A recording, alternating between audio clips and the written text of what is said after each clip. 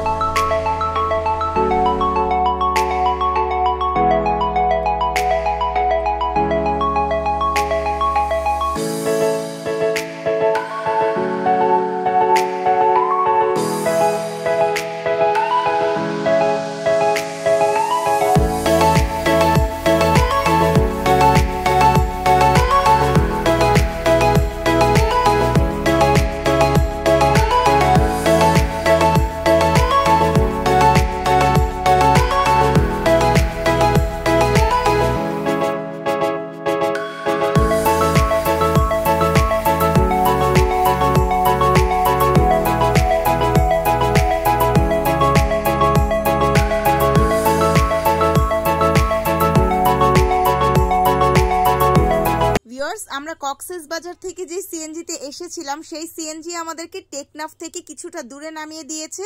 এখন আমাদেরকে আবার একটা সিএনজি নিতে হচ্ছে। পার পারসন 50 টাকা করে ভাড়া নিচ্ছে সিএনজি। এটা একদম আমাদেরকে টেকনাফ পর্যন্ত নামিয়ে দিবে। সেখান থেকে আমরা জাহাজ ধরবো। সবচেয়ে দুঃখজনক বিষয় হচ্ছে এখনও আমাদের জাহাজের টিকিট আমরা পাইনি। জাহাজ যাবে কিনা সেটাও আমরা জানি না। আমরা অনেক কনফিউশনে আছি। তো গিয়ে দেখা যাক আমাদের সাথে কি হয়। আজকে আমাদের সেন্ট মার্টিন যাওয়া হবে কি হবে না, আল্লাহ ভরসা। সো চলুন যাওয়া যাক সেন্ট মার্টিনের উদ্দেশ্যে।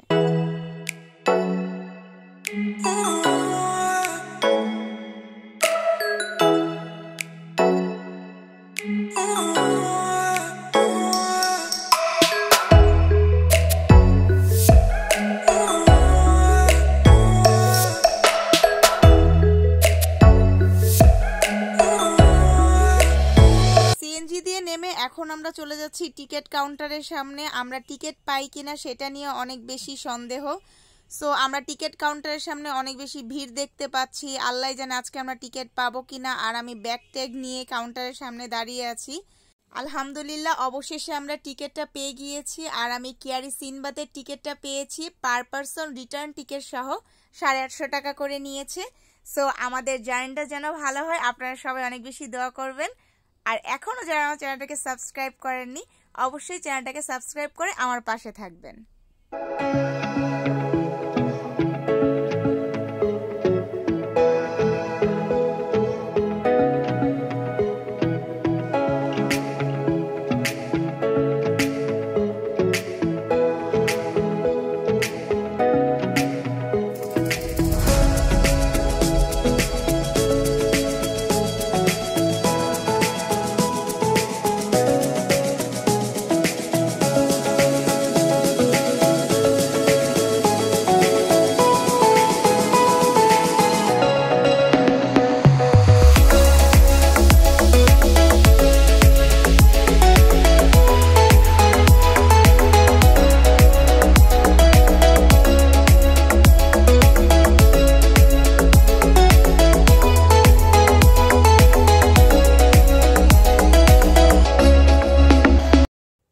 এখন এখান থেকে আমাদের টিকিট চেকিং হবে, তারপর আমাদেরকে ভিতরে শিপে যেতে দিবে। আর আমাদের টিকিটে নো সিট দিয়ে দিয়েছে। এখন আমরা কোনো সিট পাইনি, আমাদেরকে দাঁড়িয়ে দাঁড়িয়ে যেতে হবে। এত বেশি খারাপ লাগছে, একটু বসতেও পারবো না। ফুল জার্নিতে আমাদেরকে দাঁড়িয়ে যেতে হবে। এটা ঠিক না, আমরা কেন দাঁড়িয়ে যেতে হবে আমাদেরকে? সো এখন আমরা চলে যাচ্ছি শিপের দিকে। আমার অনেক বেশি আনন্দ লাগতেছে। ইয়াহু, অবশেষে আমরা সেন্ট মার্টিন যেতে পারছি। আমি তো ফার্স্টে ভাবছিলাম যে আমরা টিকিটই পাবো কিনা, সন্দেহ। সো আমাদের জার্নিটা অনেক বেশি আনন্দের আর মজার হবে আশা করি। আর আমরা যেহেতু হাতে টিকিট পেয়ে গেছি, আর কোনো টেনশন নেই, সামনেই আমাদের শিপ দেখা যাচ্ছে।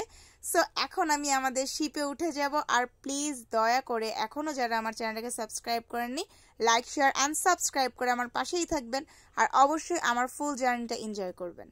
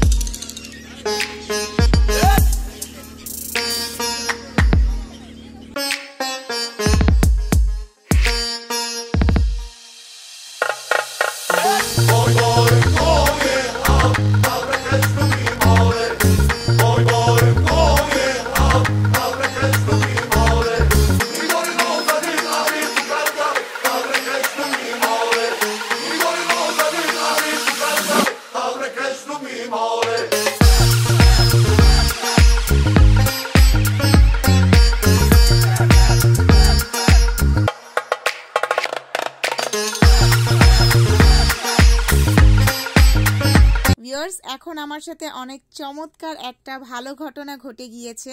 আমি যখন ভিডিও করছিলাম জাহাজে, সো জাহাজের ক্যাপ্টেন হয়তো বুঝতে পেরেছিল যে আমি ব্লগার। সো জাহাজের ক্যাপ্টেন আমাদেরকে সবাইকে ডেকে তার রুমে সম্মান করে বসিয়েছে। সো এখন আমি চলে এসেছি ক্যাপ্টেনের রুমে। এখান থেকে আপনাদেরকে ভিউটা অনেক সুন্দর মতো আরও দেখাতে পারবো। আপনারা পুরো জার্নি, পুরো ভিউটা এখান থেকে উপভোগ করবেন।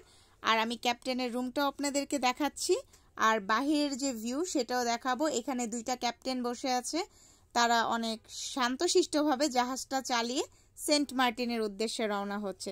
সো চলুন আপনাদেরকেও নিয়ে চলে যাই সেন্ট মার্টিন।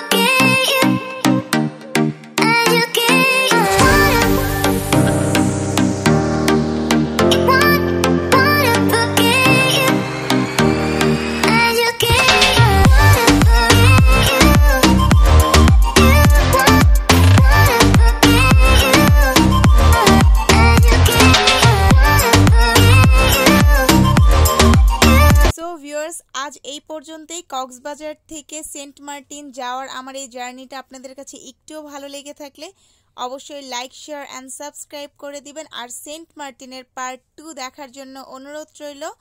আর অবশ্যই পার্ট 2 দেখবেন, কারণ পার্ট 2তে অনেক আনন্দ আর অনেক মজা আমরা করেছি।